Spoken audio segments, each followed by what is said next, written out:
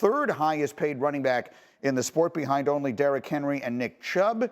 Josh Jacobs and Tony Pollard still set to play under the franchise tag at $10.1 million. Of course, Jacobs has not signed that tender and reported yet, so we'll see what he winds up doing. And again, I know if you were just waking up, you're probably saying to yourself, wait a minute, I thought he couldn't do a new deal.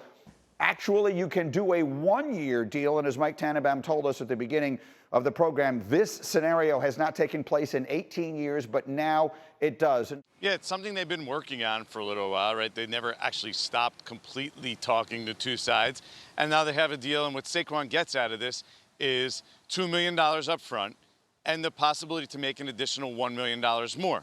Now, the important part here is you look at it, it's a small concession for both sides. But what it does show is that Saquon, it was important for him to be here on day one of training camp. He was here before 8 a.m. You know, in the 7 o'clock hour, he was already here when I checked in. So he was one of the first players here on reporting day, right?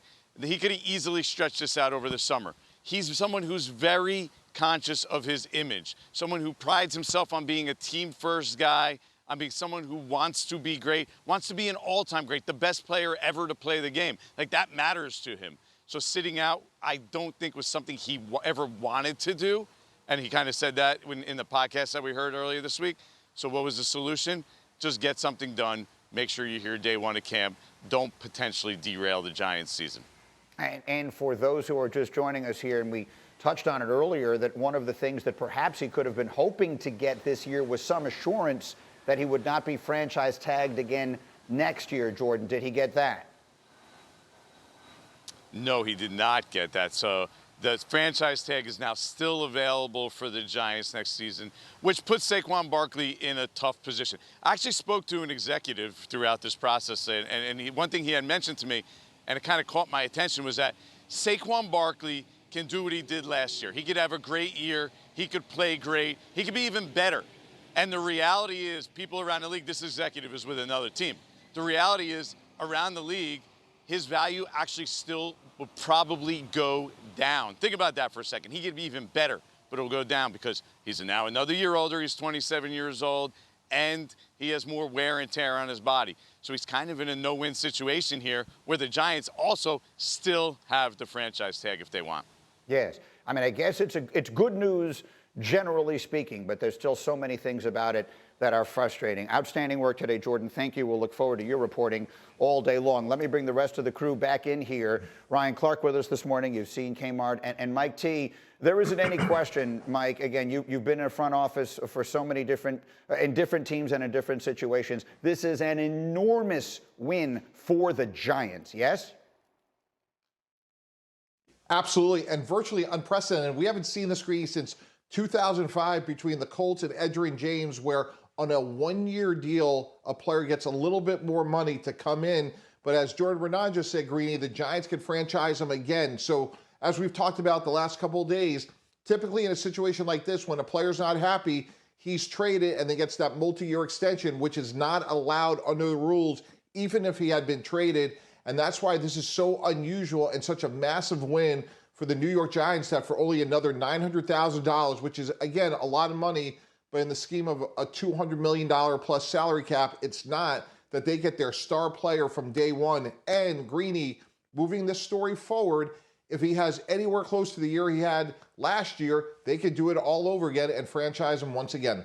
And you just heard Jordan say it, and he's obviously right. And Ryan, we know it, but that doesn't mean it's not worth saying out loud again. He could be the MVP of the league this year, and yet his value will diminish. He will be worth less a year from now than he will be now. That is the lot in life of an NFL running back.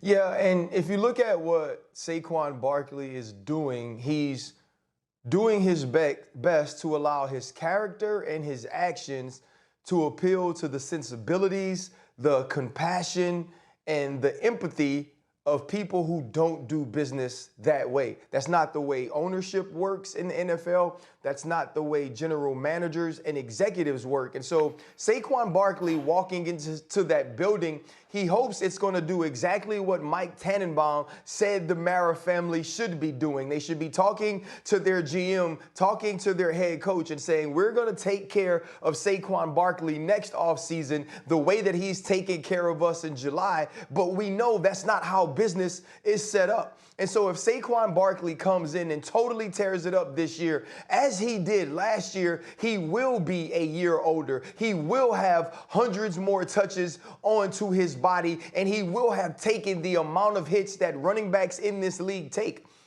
Listening to Nick Chubb when he said, the more success we have, the worse off we are, I was like, first off, duh.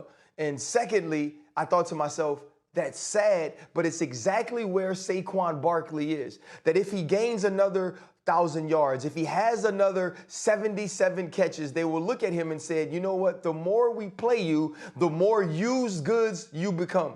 And so Saquon Barkley, in being a good person, has probably hurt himself as the player moving forward as far as contracts are concerned.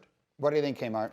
Well, that's what I find so fascinating about NFL contracts in particular, because fans don't call owners and they don't call GMs greedy. But when a player wants to then turn this from a game to business, literally flip the script of what ownership and GMs tend to do in contract negotiations, all of a sudden players are greedy. Oh, well, like Ryan said earlier, I don't get paid $11 million to do my job, but I still show up. I think if you are going, again, I go back to that running back call. If you guys are going, if you're going to voice frustration, you also have to be willing to do the hard work, which is to sacrifice sometimes for the short term, for the long-term benefit of not just you and the collective. So when I see a Saquon Barkley, literally, when Jordan talks about this is worst case scenario for Barkley, and we have a conversation at the desk about like, so who's the big winner here?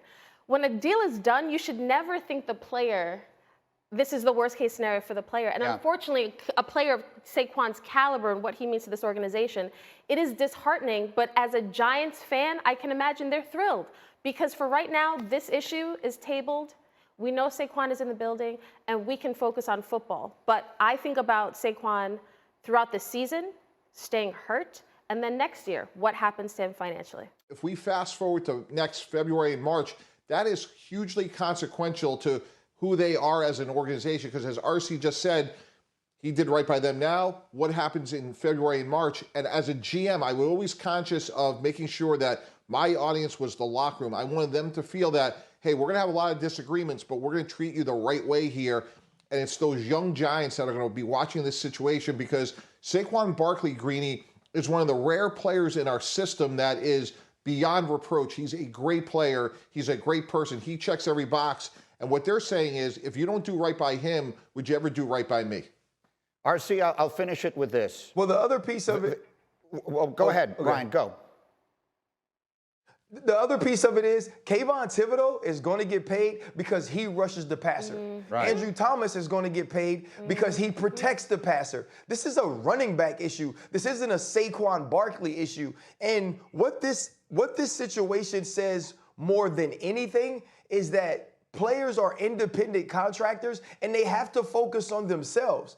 I talked to you guys about the call yesterday and said, what's the solution? The solution had to be making a sacrifice individually in the now, right, for the future of the position. Saquon Barkley wasn't going to benefit from that, which is why he made a Saquon Barkley decision. Josh Jacobs, Tony Pollard, none of those people would benefit or put money in their pockets by sacrificing for the greater good. And so when Kayvon Thibodeau gets up for his contract in 3 years and they offer him $150 million if he's an all-pro rusher, he will not be thinking back to when Saquon Barkley didn't get his deal. Mike Tannenbaum, you're just too nice of a guy, which is maybe why you have to work with us right now. Because them other dudes that's doing the job, they do not care. It's about the bottom line and making those owners happy. And let me finish it just with this thought, because it was brought to my attention. The greatest football player I ever saw in person, I've been watching the game 50 years, the best player I ever saw was Walter Payton. The great Walter Payton would have been 70 years old today if he had lived. Walter Payton, if he played today, would not have gotten a second contract in the NFL. Walter Payton would have played 5 years, gotten franchise tagged twice, and then would have wound up playing out the rest of his career somewhere else. Instead, he became maybe the best player of all time. That's a different world. I get it. It was a non-salary cap world in which the running back was the most important player on the team. But it is sort of a sad thought. And again, happy birthday wherever you are, Walter Payton. You were the best I ever saw. Would have been 70 years old today. Thank you for watching ESPN on YouTube. For live streaming sports and premium content, subscribe to ESPN+.